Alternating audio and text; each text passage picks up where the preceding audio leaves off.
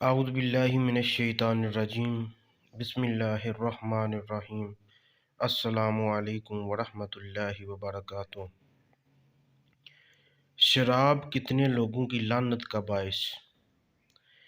سیدنا ابن عباس رضی اللہ تعالی عنہ سے روایت ہے کہ نبی کریم صلی اللہ علیہ وآلہ وسلم نے فرمایا، جبرائیل علیہ السلام میرے پاس آئے اور کہنے لگے، اے محمد صلی اللہ علیہ وآلہ وسلم، بے شک اللہ عز و جل نے شراب پر اور اس کی وجہ سے حسب ذیل لوگوں پر لعنت فرمائی ہے۔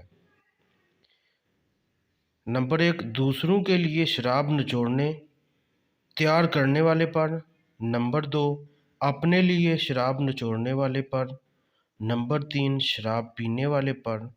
نمبر 4، اٹھانے، لوڈنگ ان لوڈنگ کرنے والے پر۔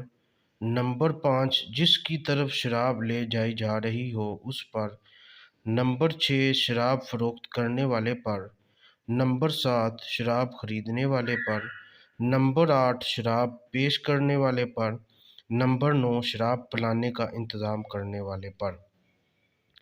میری اللہ پاک سے دعا ہے کہ اللہ تعالی ہم سب پر اپنی رحمتیں اور برکتیں نازل فرمائے اور ہم سب کو نیکی کے کاموں میں بڑھ چڑھ کر حصہ لینے اور برائی سے بچنے کی توفیق عطا فرمائے۔ وما علینا الا البلاغ المبین۔ صدق اللہ العظیم۔